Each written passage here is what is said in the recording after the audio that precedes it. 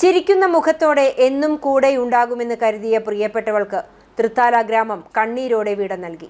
ഒമാനിലുണ്ടായ മിന്നൽ പ്രളയത്തിൽ മരിച്ച തൃത്താല കോട്ടപ്പാടം സ്വദേശി ഷംല ലുബിഷാദിന്റെ മൃതദേഹം പട്ടിശ്ശേരി ജുമാ മസ്ജിദിൽ ഖബറടക്കി. മന്ത്രി M B Rajesh, V T Balram തുടങ്ങി രാഷ്ട്രീയ സാംസ്കാരിക രംഗത്തെ പ്രമുഖർ അന്തിമോപചാരം അർപ്പിച്ചു. പുതിയ സ്ഥലങ്ങൾ കാണാനും കുടുംബത്തോടൊപ്പം യാത്രകൾ പോകാനും ഏറെ ഇഷ്ടപ്പെട്ടിരുന്ന ഷംലയ്ക്ക് സന്തോഷം നിറഞ്ഞ ആ യാത്ര അപ്രതീക്ഷിതമായി അന്ത്യയാത്രയായി മാറുകയായിരുന്നു. കഴിഞ്ഞ 11 വർഷമായി ഭർത്താവ് ലുബിഷാദിനൊപ്പം ഒമാനിൽ ബിസിനസ് രംഗത്ത് സജീവമായിരുന്നു ഷംല. ബർക്കയിൽ സുഹൃത്തിന്റെ വീട്ടിൽ പോയി മടങ്ങുന്നതിനിടെയാണ് ഇവർ സഞ്ചരിച്ചിരുന്ന വാഹനം കുത്തൊഴുക്കിൽപ്പെട്ടത്. എന്നും പുഞ്ചിരിയോടെ മാത്രം കണ്ടിരുന്ന ഷംലയുടെ മരണം സുഹൃത്തുക്കൾക്കും ബന്ധുക്കൾക്കും ഇനിയും വിശ്വസിക്കാനായിട്ടില്ല.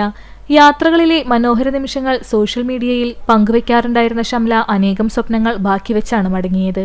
അപകടത്തിൽ നിന്ന് അത്ഭുതകരമായി രക്ഷപ്പെട്ട ലുബിഷാദും 9 വയസ്സുകാരി ഫാദുലയും 5 വയസ്സുകാരി ഫെബിയും എന്തു പറഞ്ഞ് ആശ്വസിപ്പിക്കണമെന്നറിയാതെ തളർന്നിരിക്കുകയാണ്. പ്രിയപ്പെട്ട ഉമ്മയുടെ വിയോഗം ആ കുരുന്നുകൾക്ക് ഇനിയും മനസ്സിലാക്കാനായിട്ടില്ല.